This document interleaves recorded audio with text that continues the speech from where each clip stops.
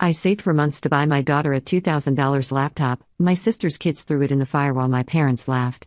My sister chuckled, maybe this will teach her not to be spoiled. I just smiled. And the whole room went silent when I did. My name is Rebecca, and I'm a single mother to the most incredible 15-year-old daughter anyone could ask for. Her name is Maya, and she's been my entire world since her father walked out on us when she was just 3 years old. For the past 12 years, it's been just the two of us against everything life could throw our way, and honestly, we've done pretty well for ourselves considering the circumstances. I work as a medical transcriptionist, which means I spend my days typing up doctors' notes and medical reports from home. The pay is decent enough to keep us comfortable, but it's not the kind of job that allows for extravagant spending. Every dollar gets budgeted, every expense gets carefully considered, and luxuries are few and far between. But I've never let Maya feel like we're struggling. She's a good kid who never asks for much, gets straight A's in school, and has never given me a single moment of trouble. This past year, Maya discovered a passion for digital art and animation. She'd spend hours watching tutorials on our old desktop computer, teaching herself programs like Photoshop and Illustrator using the free trial versions. Her talent was undeniable. Even her art teacher at school pulled me aside during parent-teacher conferences to tell me that Maya had a genuine gift, something that could turn into a real career if nurtured properly. The problem was our computer. It was 7 years old, slower than molasses, and crashed at least twice a day. Maya would lose hours of work because the system couldn't handle the demands of the software she needed. I'd watch her fight back tears of frustration as another project disappeared into the digital void, and it broke my heart every single time. So I made a decision. I was going to buy Maya a proper laptop, something powerful enough to handle professional-grade design software. I did my research and found that she needed something with a dedicated graphics card, plenty of RAM, and a processor that could handle rendering. The price tag was steep, around $2,000, but I was determined. For 6 months, I scrimped and saved like never before. I took on extra transcription projects, working until 2 or 3 in the morning most nights. I cut our grocery budget, started buying generic brands, and we ate a lot of pasta and rice dishes. I canceled our streaming subscriptions, stopped getting my hair done professionally, and even sold some of my jewelry online. Maya never knew what I was doing.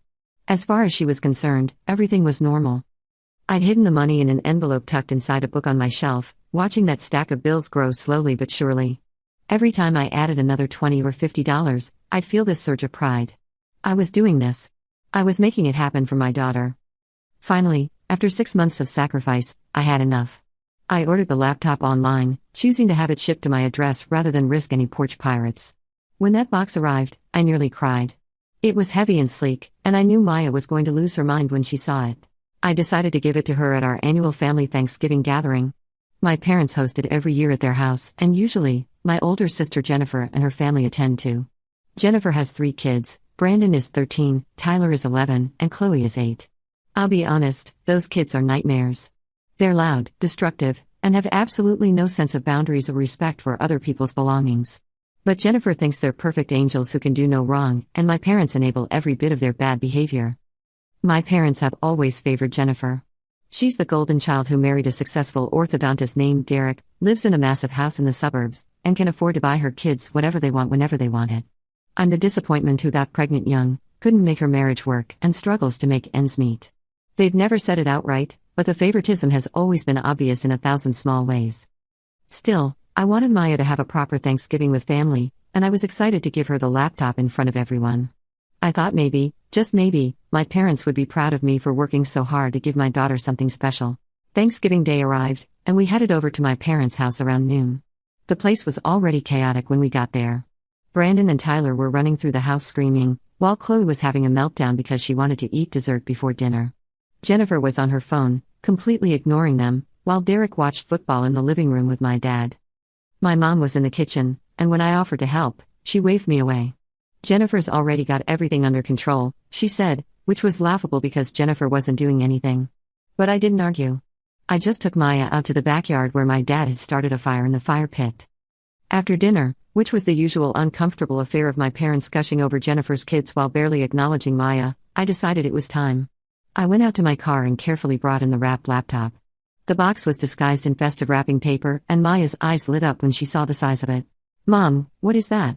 she asked, her voice full of excitement. "Open it and see, sweetheart," I told her, my heart pounding with anticipation. Everyone gathered around as Maya carefully tore off the wrapping paper.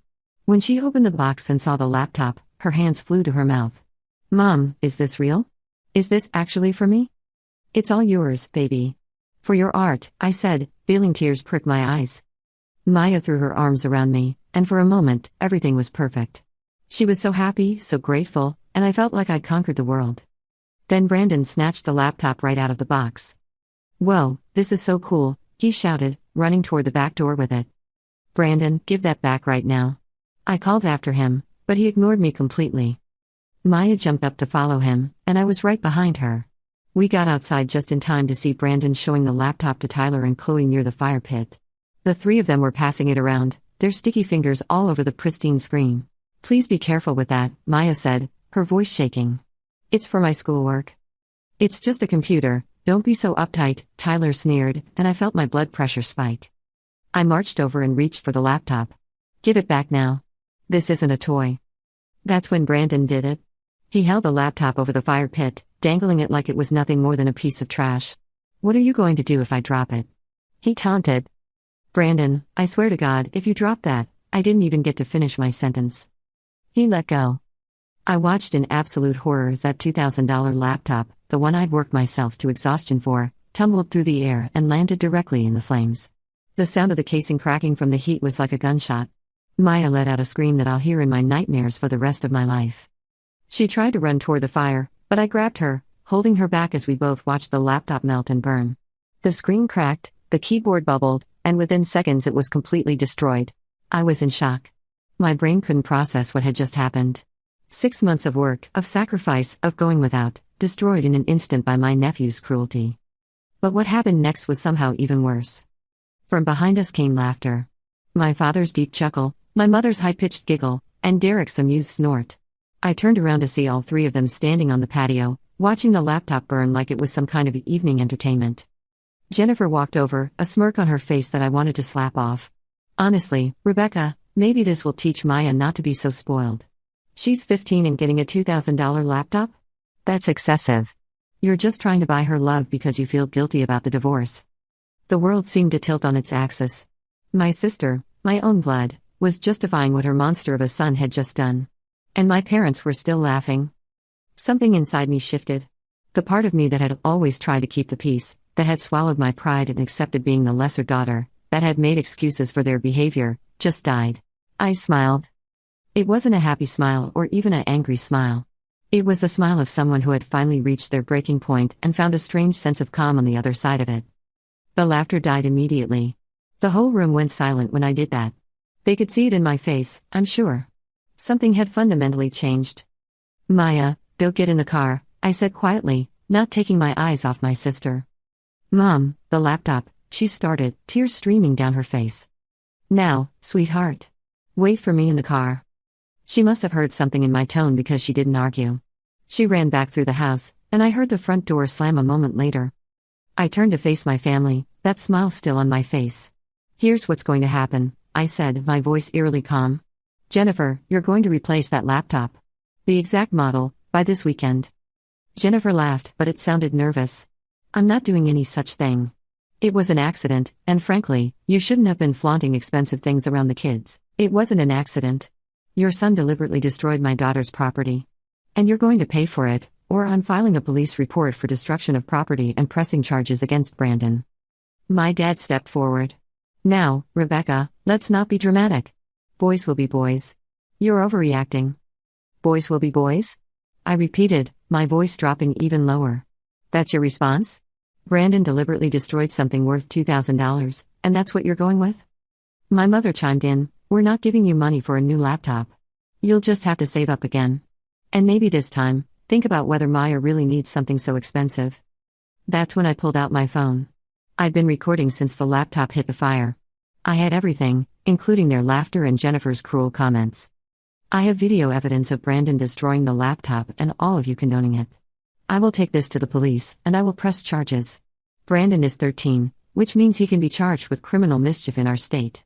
His name might not go on an adult record, but this will follow him. And I will also be suing you, Jennifer, in small claims court for the full value of the laptop plus court costs. Jennifer's face went pale. You wouldn't dare. He's your nephew. He's also a delinquent who just committed a crime. And you're a negligent parent who refuses to take responsibility. Yes, I absolutely would dare. Derek finally spoke up. Rebecca, let's be reasonable here. I'm sure we can work something out. The reasonable thing is for you to replace what your son destroyed. But since you all think Maya is spoiled for having one nice thing, let me tell you exactly how I afforded that laptop. I proceeded to lay out everything. Every sacrifice, every late night, every meal we'd skipped so I could save money. I told them about selling my grandmother's necklace, the one piece of jewelry I'd cherished. I told them about Maya's worn-out shoes that she'd never complained about because she knew money was tight. That laptop represented 6 months of my life, I said, my voice finally starting to shake with rage. 6 months of sacrifice so my talented, deserving daughter could have the tools she needs to pursue her dreams. And you all stood there and laughed while it burned. My mother at least had the decency to look uncomfortable. We didn't know. You didn't know because you never asked. You never cared. Jennifer's kids can destroy a restaurant and you think it's cute. Maya makes honor roll and you barely acknowledge it. I've spent my entire adult life being treated like the family failure, and I've accepted it because I loved you all despite it. But this is where it ends. I pulled out a piece of paper I'd folded in my pocket. I brought it on a whim, never actually thinking I'd need it. It was a form I'd downloaded and filled out weeks ago, back when Jennifer's kids had destroyed Maya's science project and my parents had laughed it off too. A cease and desist letter. This is a cease and desist, I continued. As of right now, you are all to have no contact with me or Maya unless it's through my lawyer. If you attempt to contact us, I'll seek a restraining order. You are no longer welcome in our lives. Rebecca, you're being ridiculous, my father blustered. We're family. Family doesn't laugh when a child's dreams burn. Family doesn't favor one grandchild over another. Family doesn't enable destruction and cruelty. You're not my family anymore. You're just people I used to know. I turned to Jennifer. You have until Sunday at 6 p.m. to Venmo me $2,000 for the laptop replacement. If the money isn't in my account by then, I'm filing the police report Monday morning. And trust me, I will follow through. This is insane, Jennifer hissed. Mom, Dad, are you going to let her talk to me like this? My parents stood there, looking between us like they couldn't believe what was happening. My dad finally said, Rebecca, if you do this, you're out of the will. You'll get nothing. I actually laughed at that. You mean the will where everything goes to Jennifer anyway? Oh no, whatever will I do without the nothing I was already getting? Keep your money. I don't want anything from any of you. I walked back through the house, grabbed the wrapped remains of the laptop from the backyard with a fire poker, carefully putting the melted mess in a trash bag as evidence, and left without another word. Maya was crying in the car when I got there. I drove us to a nearby parking lot and just held her while she sobbed. I'm so sorry, baby. I'm so sorry they did that to you.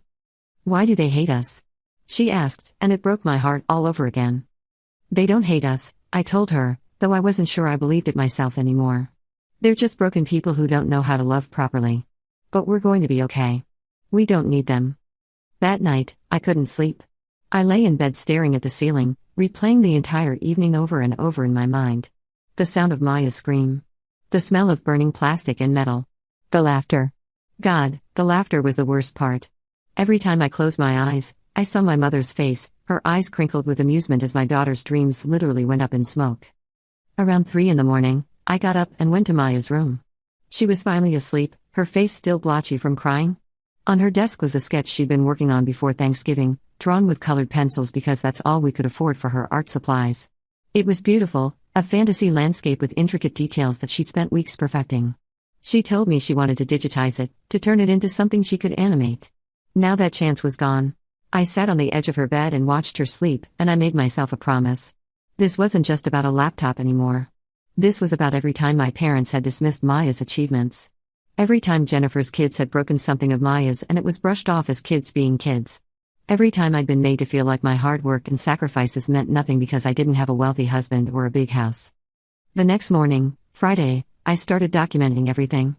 I went through old photos and found images of previous items Brandon, Tyler, and Chloe had destroyed.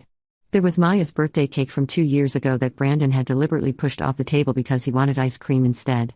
The science project about renewable energy that Tyler had torn apart because he thought it was boring. The handmade friendship bracelet Chloe had cut up because she wanted the beads for herself.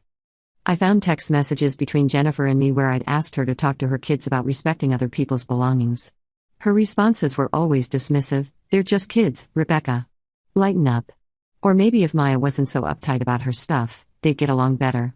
I downloaded all of these, backed them up to cloud storage, and organized them into a folder labeled evidence. If this was going to get ugly, I was going to be prepared. Saturday morning, my phone started ringing. It was my mother. I let it go to voicemail. She called 6 more times before finally leaving a message. Her tone was irritated, not apologetic. "Rebecca, this is ridiculous. You stormed out of Thanksgiving like a drama queen, and now you won't answer your phone? Jennifer is very upset. Those children didn't mean any harm. It was an accident, and you're blowing this completely out of proportion. Your father and I expect you to call your sister and apologize for threatening her son. Family doesn't treat family this way. Call me back immediately." Apologize? She wanted me to apologize to Jennifer. I saved the voicemail. Next came a text from Jennifer. "Mom said you're refusing to talk to them. Real mature, Rebecca. Brandon feels terrible about the laptop, but your threats about police and lawyers are insane. He's just a kid. You're acting like he committed murder. I always knew you were jealous of my family, but this is a new low. Don't expect us a Christmas if you keep this up. Brandon feels terrible." That was interesting, considering he'd been laughing about it at the time. I screenshot the text and added it to my evidence folder. Sunday afternoon, Derek called. I almost didn't answer, but curiosity got the better of me. "Rebecca, hi. Look, I think everyone needs to calm down and talk about this rationally," he started, his voice smooth and practiced. This was his professional voice, the one he probably used to convince patients they needed expensive dental procedures. "I'm perfectly calm, Derek.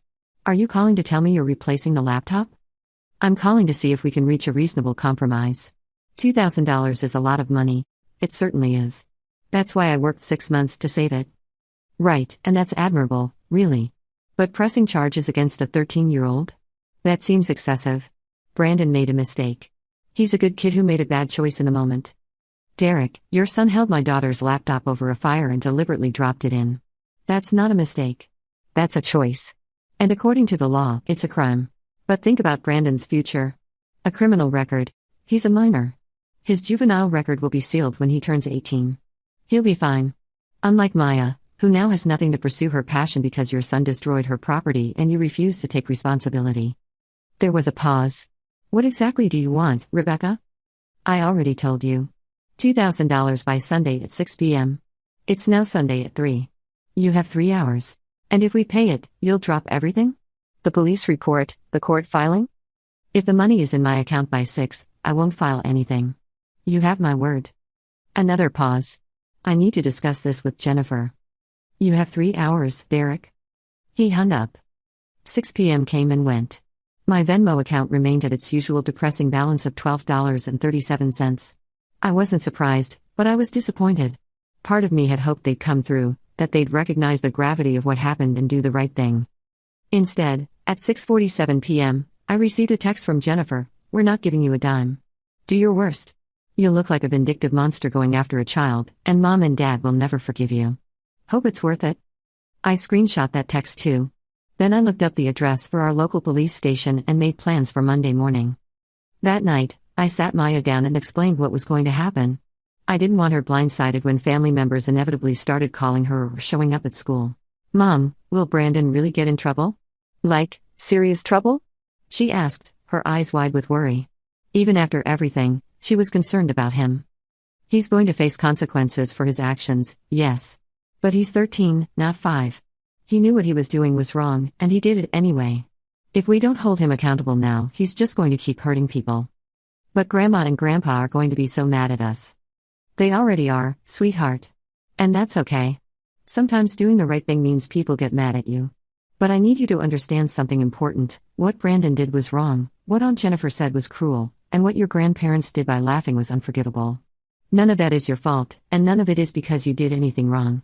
You deserve to have nice things. You deserve to have your property respected. And you deserve to have family who celebrates your successes instead of tearing you down." She started crying again, and I held her. I just wanted them to love me like they love Brandon and Tyler and Chloe. That broke me. I know, baby. I know. But some people aren't capable of loving the way they should. And that's their failure, not yours. Monday morning came faster than I expected. I'd barely slept, running through scenarios in my head all night. What if the police didn't take me seriously? What if they said it was just a family matter? What if everyone was right and I was overreacting? But then I thought about Maya's face when she opened that laptop.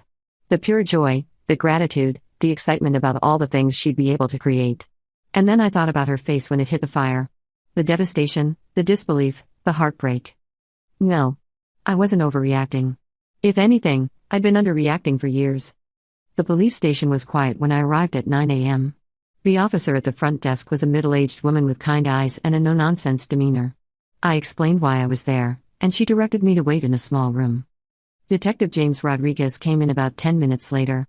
He was younger than I expected, maybe in his early 30s, with a compassionate expression that immediately put me at ease. "Miss Turner, I understand you're here to file a report about destroyed property?" "Yes. My nephew deliberately destroyed my daughter's laptop, which was worth $2,000. I have video evidence." I showed him the video on my phone. He watched it twice, his expression growing more serious each time. When the laughter started in the video, his jaw tightened. "And these adults laughing, they're your parents?" "Yes. And my sister, the boy's mother." He sat back in his chair. "Ms. Turner, I have to ask. Have you tried to resolve this within the family?" The reason I ask is because cases involving minors and family members can be complicated. I gave them the opportunity to replace the laptop voluntarily. They refused and sent me a text saying to do my worst. I showed him the text from Jennifer. He shook his head slowly. "Okay. Walk me through exactly what happened, from the beginning." I told him everything. The 6 months of saving, the decision to give Maya the laptop at Thanksgiving, Brandon grabbing it, and the deliberate destruction. I showed him all the texts, the previous incidents I documented, everything. The thing is, Detective Rodriguez, this isn't really about the laptop anymore. It's about a pattern of destructive behavior that's been enabled for years. If this was the first incident, maybe I'd let it go. But it's not. It's just the most expensive one. He nodded, taking notes. "I understand. And I want you to know, you're well within your rights to file this report.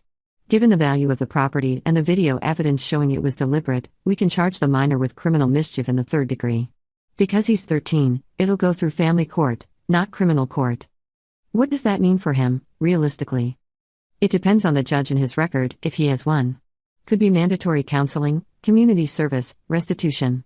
Possibly probation. The goal with minors isn't punishment so much as rehabilitation and accountability." "That sounds fair. I'm not trying to ruin his life. I just want him to understand that actions have consequences." Detective Rodriguez filed a report right there. He explained that Jennifer and Derek would be contacted by the department, and that a court date would be set for the juvenile case.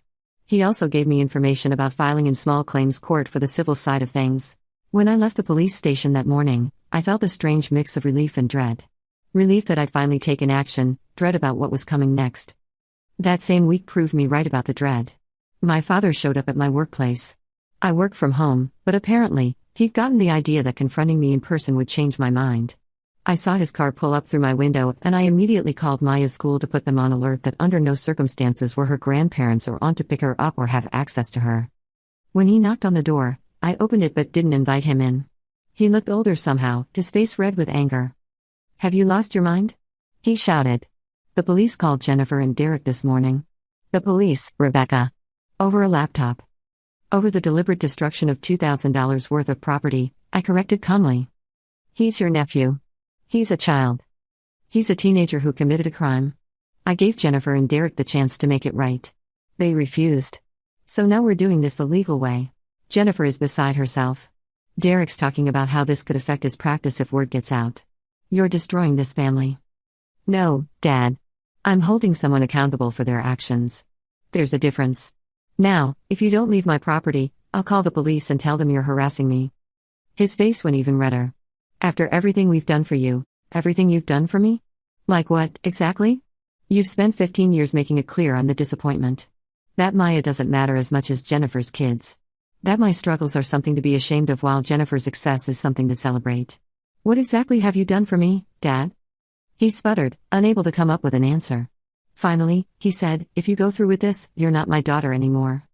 Something twisted in my chest, but I kept my voice steady. "Then I guess I'm not your daughter anymore. Because I'm going through with this." He stood there for another moment, clearly expecting me to break down or apologize. When I didn't, he turned and stormed back to his car, peeling out of my driveway like a teenager himself. I closed the door and leaned against it, my hands shaking. But I didn't cry. I felt lighter somehow, like a weight I'd been carrying my whole life had finally been lifted. Wednesday brought a certified letter from Jennifer and Derek's lawyer. It was a cease and desist, ironically enough, ordering me to stop harassing and defaming their family. The letter claimed that my social media posts, I hadn't made any, were damaging Derek's professional reputation and that my false allegations against Brandon were causing the family emotional distress.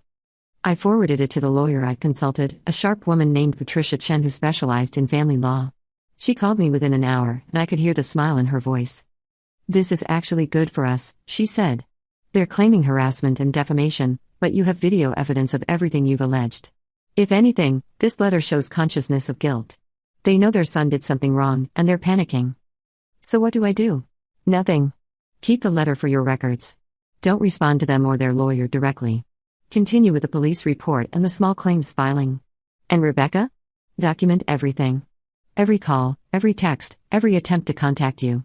If they violate your cease and desist, we'll add that to our case." That same day, my Aunt Carol called. She's my mother's sister, and we'd always had a cordial relationship, though not a particularly close one. "Rebecca, honey, I need you to tell me what really happened," she said. "Because the story your mother is telling doesn't add up." So I told her everything. I sent her the video. When she called back an hour later, she was furious, but not at me. "I've watched your mother favor Jennifer for 30 years, but this is beyond the pale," she said. "Those children are monsters, and your parents enable every bit of it. I'm so sorry, honey. I'm so sorry you and Maya have had to put up with this." Her support meant more than I expected. She told me that she was going to have a conversation with my mother, and that several other relatives had been privately expressing concerns about the situation. By Thursday, the flying monkeys had arrived in full force. My mother's friends, family acquaintances, even Jennifer's neighbors started calling and messaging me. The narrative they'd been fed was predictable. I was a bitter, jealous woman trying to ruin a child's life because I was envious of my sister's success. One message in particular stood out. It was from a woman named Diane, who I vaguely remembered as one of my mother's book club friends. "I'm so disappointed in you," the message read. "Your mother is heartbroken over your behavior. Brandon is just a boy who made a mistake, and you're trying to give him a criminal record. What kind of aunt is that? What kind of daughter puts her own sister's child in legal jeopardy? You should be ashamed of yourself. Your poor mother doesn't deserve this stress." I didn't respond. But I saved the message, along with all the others. Friday brought an unexpected visitor. Derek's mother, Susan, showed up at my door with a box of pastries and tears in her eyes. "Rebecca, I'm so sorry," she said before I could even speak. "I saw the video. Jennifer showed it to us, trying to get us on her side, and I couldn't believe what I was seeing. What those children did, what the adults did, it's inexcusable." I invited her in, still wary but curious. We sat at my kitchen table, and she poured her heart out. "Derek won't listen to me. He's so busy trying to keep the peace with Jennifer that he can't see how out of control those kids are. I've tried to talk to him about discipline, about boundaries, but Jennifer always interferes. She says I'm too old-fashioned, that modern parenting is different. Modern parenting isn't letting your kids destroy other people's property without consequences," I said. I know. And that comment Jennifer made, about Maya being spoiled? That was vile. I've met Maya a handful of times, and she's the sweetest, most polite child. Nothing like. She trailed off, but we both knew what she meant. "Susan, why are you here?"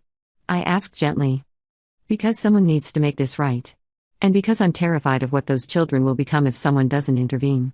Brandon is 13, and he's already destroying property and facing no consequences. Tyler is following in his footsteps. Chloe is learning that tantrums get her whatever she wants. This has to stop." She pulled out her checkbook. "I want to replace Maya's laptop.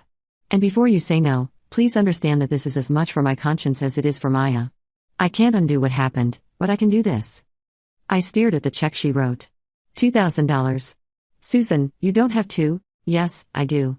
And I'm also talking to a lawyer about grandparents' rights. I want to be part of those children's lives in a meaningful way, to provide some structure and accountability since their parents won't. Would you support that? If you're doing it for the right reasons, yes. Those kids need help." She nodded, wiping her eyes. "And Rebecca? I'd like to get to know Maya better. I know I've been absent, but that was Jennifer keeping us away. She didn't want us interfering with her parenting. I'd like to change that, if you'll let me. I think Maya would like that. She could use some positive adult figures in her life right now." The fallout has been spectacular. My parents have been blowing up my phone, which I've blocked. They've shown up at my house twice, and both times I've told them to leave or I'll call the police. They've sent flying monkeys in the form of aunts, uncles, and family friends, all telling me I'm tearing the family apart over an accident. But it wasn't an accident. And I'm done pretending it was. Jennifer has been on a social media campaign, painting me as a vindictive monster who's trying to ruin a child's life over a mistake. What she doesn't mention is that this is the fifth expensive item her kids have destroyed belonging to Maya over the years. The difference is this time, I'm not letting it go. The really interesting development came last week. Derek's parents, who are lovely people, reached out to me after seeing Jennifer's social media posts. They asked for my side of the story, and I sent them the video. They were horrified. Apparently, this isn't the first time they've had concerns about how Jennifer and Derek discipline the kids, or rather don't discipline them. Susan called me to update me on the laptop order and to tell me that she and Derek's father have hired a lawyer and are seeking grandparents' rights because they're concerned about the children's welfare. She apologized profusely again for what happened and reiterated how ashamed they are of their son's family's behavior. The laptop arrives tomorrow. It's the exact model I bought, and Derek's parents even added some accessories and software Maya will need. They'd also asked if they can take Maya out for dinner sometime, as they've always wanted to get to know her better, but Jennifer kept them apart. As for my parents and Jennifer, I meant what I said. I'm done. My lawyer sent official cease and desist letters, and I'll be pursuing the restraining order if they violate it. The criminal case against Brandon is moving forward, and so is the small claims suit. Some of my extended family thinks I've gone too far. They say Brandon is just a kid and doesn't deserve criminal charges. But I disagree. He's 13 years old, more than old enough to know that destroying someone's property is wrong. And every time he's done something like this before, the adults in his life have excused it. Maybe this will finally teach him accountability before he grows into an adult who thinks he can do whatever he wants without consequences. Others have reached out to support me. My cousin Amanda, who I haven't spoken to in years, called to tell me she witnessed similar favoritism growing up and was proud of me for standing up for Maya. Several other relatives have privately expressed that they've always thought Jennifer's kids needed more discipline. As for Maya, she's doing better. The first week was rough. She was hurt and confused, angry at her cousins, and sad about losing her grandparents. But we've been going to therapy together, and she's processing it. She's actually excited about the new laptop coming, and Derek's parents' kindness has helped her see that not all adults will let her down. Last night, she came to me with a new piece of digital art she'd created on her old, dying desktop. It was a phoenix rising from flames, and underneath she'd written, "From the ashes, we rise." She said it represented us, starting fresh without the weight of people who don't appreciate us. I framed it. Someone asked me if I have any regrets about how I handled things. Honestly? No. For the first time in my adult life, I stood up for myself and my daughter. I didn't accept the role they'd assigned me as the lesser daughter, the struggling single mom, the one whose child's needs were less important. I drew a line in the sand and said, no more. Could I have handled it differently? Probably. But I'm tired of being the bigger person. I'm tired of accepting crumbs of respect and affection while watching my sister's family get the full feast. I'm tired of watching my daughter be treated as less than because her cousins have more money and 2 parents. That smile, the one that made everyone go silent, it wasn't about revenge. It was about clarity. It was the moment I realized I didn't need their approval, their love, or their acceptance. It was the moment I chose Maya over them, completely and without reservation. Was it worth destroying my relationship with my parents and sister? Yes. Because the relationship was already broken. I just finally stopped pretending it wasn't. The small claims court date is in 3 weeks. The criminal case will take longer. My lawyer is confident we'll win the civil suit, and while the criminal case is harder to predict, the evidence is solid. But honestly, the money isn't even the point anymore. It's about drawing a line. It's about saying that my daughter matters, her dreams matter, and people can't just destroy what's precious to her without consequence. Some people say family is everything. But I've learned that family are the people who show up for you, who protect you, who celebrate your victories and comfort you in defeat. By that definition, my parents and sister stopped being family a long time ago. Maya and I are building our own family now. It's smaller, but it's genuine. It's us, Derek's parents who've shown more kindness in 2 weeks than my parents showed in 15 years, and a few relatives who've reached out to support us. And you know what? That's enough. That's more than enough. So to everyone who thinks I went too far, who thinks I should forgive and forget, who thinks family means accepting abuse and disrespect, I have just one thing to say: watch me not care. I'm done setting myself on fire to keep other people warm. I'm done teaching my daughter that she should accept less than she deserves because we're supposed to keep the peace. That laptop burning in the fire was terrible. But from those ashes, Maya and I have risen stronger, freer, and, finally free from the weight of people who never valued us anyway. They thought that fire would teach Maya not to be spoiled. Instead, it taught me that I was never the problem. They were. And that smile, the one that made the whole room go silent? That was the smile of someone who'd finally figured it out. Someone who realized she held all the power because she was the only one willing to walk away. I walked away, and I'm never looking back. Update for those who've been following. The laptop arrived yesterday, and Maya cried happy tears. She's already created 3 new pieces, and Derek's parents came over for dinner. They're wonderful grandparents, and I'm so grateful Maya has that positive influence in her life now. As for my blood relatives, they can have their golden child and her destructive offspring. Maya and I have something better: self-respect, boundaries, and a future we're building together without the weight of their judgment. Sometimes the best revenge isn't elaborate or loud. Sometimes it's just living well and refusing to accept less than you deserve. And that laptop? Maya named it Phoenix.